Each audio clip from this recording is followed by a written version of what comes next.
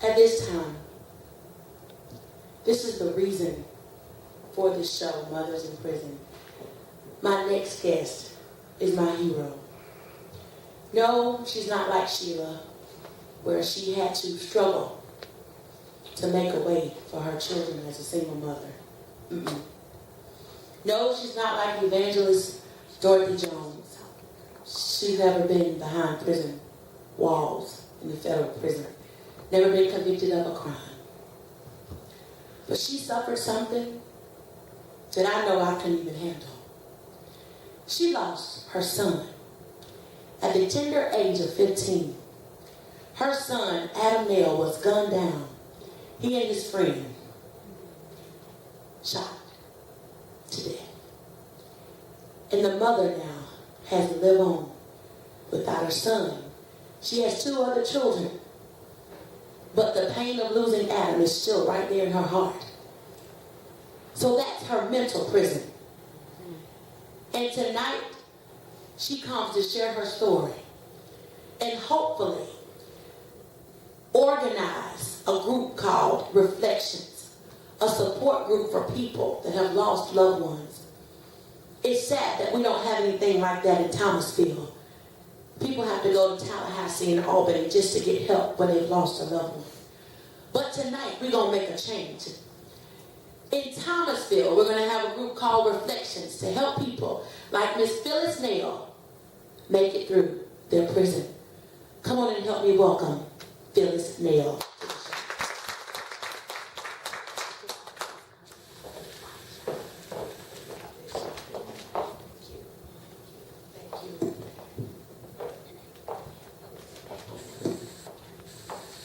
Phyllis, I cry, LaToya. and I'm so sorry. It's okay. But why do you cry? Well, I cry every day. As you said, I lost my 15-year-old son. He was murdered over on Swan Street here in Thomasville. He and his best friend were walking down the street and got mad at his wife and pulled a gun, shot both of them twice in the head. So it's been hard. It really has. Adam was the youngest of 3 children. Just the apple of all of our eyes. And he was the only 15-year-old that made the high school baseball team. So, yes, when you lose a child, as a parent, as a mother, you are like being in prison. It's like there is no hope. Like that key has been thrown away and you're never getting out. But you move on because you have no other choice. And Adam loved life, and he would not want me to give up. He would want me to spread his name and keep his memory alive. So that is why I'm starting the Reflections group, is to help others who have gone through what I have gone through. I first of all was going to do it just for people that had lost children, but then I decided that there's so many people that have lost friends, that are affected Adam's friends and Justin's friends, and that people have lost their parents and lost siblings, and it's hard with them as well. So a hurt is a hurt. I don't think there's any bigger hurt than the loss of your child that you brought into the world, but there is still a hurt, and no matter what. It won't go away. It won't It's been nearly 13 years. It'll be 13 years August the 6th. August 6th. And people still think that you're crazy. They call you crazy because you won't let it go. It's been 13 years, Phyllis. Right. What's your response? My response is I haven't walked in my shoes. And until you walk in those shoes, you can't judge anyone. And I will never let it go, just like I would have never let Adam go. But God decided to take him. And I will never let his memory go. I will never let his life and my heart die. Because when that goes, then I want to go.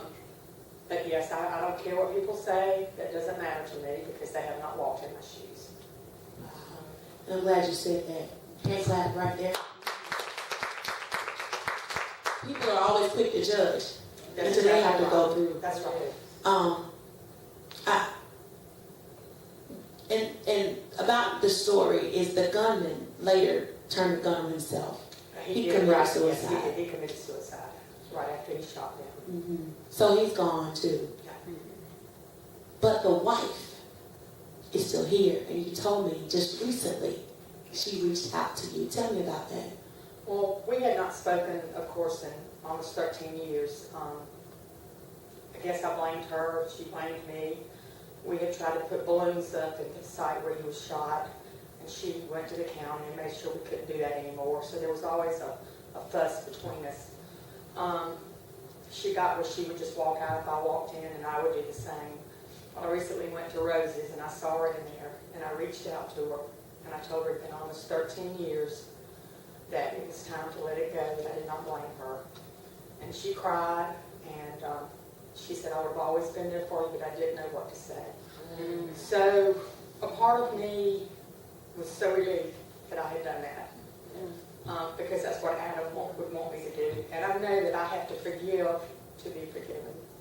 And so that was the reason I did it. And I'm glad I did it. What's her name? Her name's Bill McGallard. Bill McGallard. Yes. And we're proud of Bill for releasing me. Because as long as we hold this unforgiveness that is keeping us in prison, Yes, exactly. you were free, That's right. but she was still bound by chains. Right. But I do believe it was divine intervention that you all made at Rose's, Right. I do too. and you all were able to make amends Exactly. to the broken heart. Exactly. My goodness. That's powerful. That your story alone is going to help thousands. Yeah. And it quickened my spirit. But when you approached me about the idea, you said, LaToya, nobody won't do anything. I really want to do this. Well, all you got to do is tell LaToya Crawford something, and I'm running with it. Because I don't care what they say. But we're going to do this together. Sounds great. August 6th is going to be Adam Nail Day. We're going to start it in Thomasville, and then it's going to grow across the country. Adam Nail Day, August 6th, is going to be the day where we all get together to honor loved ones that we've lost. Exactly. Mm-hmm. And we're going to release some balloons and do other things. We're in the planning stages of it now. Because his death was not in vain. Yeah. Mm-hmm. What the devil meant for bad, we're going to work it out for his good. So thank you for coming forth. Now,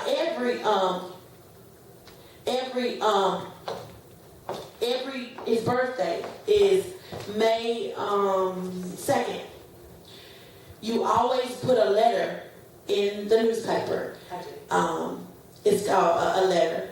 It's my letter to Adam. My letter I do to it Adam. twice a year. I do it on his birthday, May 2nd, and I do it on his heaven date, which is August the 6th. I write a letter to him. This year I did it different. I actually did a tribute to him. That was to start my support group, Reflections. And the reason I named it Reflections is because I want everyone to know that the reflections of your loved ones is still important. They were important, they still are important. And that with their memories, we can keep them alive. Amen. And you said we will meet every fourth Tuesday of the month. Yes. And they got Starting the wrong date. Actually, it's supposed to be the third Tuesday of the month. It's the third, yeah, that's what you told me. Yes. The third Tuesday of every month. And it's printed. But it's May 21st. It's May 21st. It's May 21st, the first day of Reflections, and it's going to tell them where it's going to be It's going to held. be at the Scott Senior Center at 611 North Stevens Street in Thomasville, Georgia. And who can come? Anyone that's hurting or grieving the loss of a loved one. I've had some calls, and there's people that have lost their mothers and they've lost their children as well. They want to come. So hopefully we can grow and we can help each other and get to know each other's loved ones. So we will meet Tuesday night and do a candle for each child or each mother or each dad or whatever the case may be, spouse, whatever the case may be. But Phyllis, there are lots of people out there suffering from the loss of a loved one. Yes. And they just don't want to talk about it. Right. They just don't want to face it. So what is it going to take for them to, what advice do you have for them to say, okay, let's do this? Well, I think the advice is to do what you have to do for yourself. Everybody deals with, with depression and loss and losing a loved one in a different way. And it took me, almost 13 years to start my group. but at the same time, I never quit talking about Adam. You know, my grandchildren know him just like he was here. As a matter of fact, one said the other day, you know, that why did Adam have legs in heaven? And I said, well, sure he does. And he goes, well, why can't he just come down for just a little while, just jump down and play? And then the 4-year-old said he wanted to go to heaven for just a little while so he could see Uncle Adam. Oh. And anytime they play a baseball game, they say, well, we're going to hit a home run for Adam. My God. Well, we're going to hit a home run for Adam. Yes, we are. Well, yeah. We're going to hit a home run. Like Jackie Robinson with a bam. That's what we're going to do right here. Not in Cairo. We're going to do it in Thomasville. That's right. For Adam Nail. Oh, yeah. I think the story is to do what helps you. You know, if you need to come, then I'm here for you. But if you can't, you can call me. And there's one lady that I'm meeting that lost her son that just wants to meet with me alone. Private. And that is fine. What's the number? Is 229-233-8278. It's going to be at the bottom of the screen. And another number, which is your cell, is 229-224-7068. That's correct. That's correct. And I am here for anyone. This is what Adam would want me to do, is to help. If I only help one person, then my dream has been answered.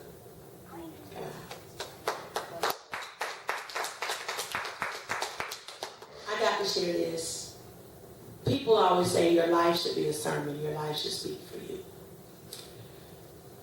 When we met at Applebee's, as we were walking out, there were some people sitting at the table. And they were African Americans. And you ran up to them like you were their best friend, their sister. I was like, wow. It was a young man that you had ministered to that the society said wouldn't make it. Society called him a thug. Society labels him as a nobody.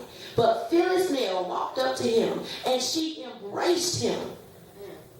Like you really loved him and cared for him. You make him feel like he's a somebody. Yes. He is somebody. He's somebody's child, and the Lord loves him no matter what mistakes he's made. Wow. So I respect you for that. You are not crazy. You are just crazy about a passion that you have and you want to release it to the world. You love people. That's right. People may not love you, but you love God. So as a result, everything is going. I'm so proud of you. Thank you, LaToya. You're welcome. Thank you for everything that you've done. I appreciate it. You're welcome. It's my pleasure. That's why we're here That's for one another. It's not about us, as Deborah Knight says, but it's all about our purpose in life for others. That's right. And I think the Lord sent you to me. You know, at the school, watching my grandchild and you watching your child in play. So the Lord sent you to me to help me reach out and to do this and to have someone that can help me. Oh, yes. And I believe that. I remember you when y'all cheered together, you and Kristen. So it was In high good school. Yes, in high Yeah, school. So. yeah. Her daughter and I are classmates. Yes. And yeah. And then later talk together. So. And then we talk together. That's right. Yeah, just that connection. That's right. We never know how God is going to bring people back in our lives. That's He'll right. just reconnect it. Like he just turns on a switch. Okay, time to go back. And then it's better for us. Right. We never understand it, but we just have to be obedient and do what God has called us to do. This is my purpose. I fight daily. I have struggles, but I'm fighting. And God said I'm going to win. Sometimes we have to lose to win again. That's right. But I'm winning. And you are too. Adam Nail Day, August 6th, 2013 in Thomasville, Georgia. If you lost a loved one, if you want to be just on the winning team with us, don't worry about what people say. We don't follow the crowd. The crowd follows us. Thank you so much for watching Talking with Toya. Until next time, be empowered, be inspired, and be a blessing. Thank you. Award to Phyllis Nail. Did you ever know that you're my hero?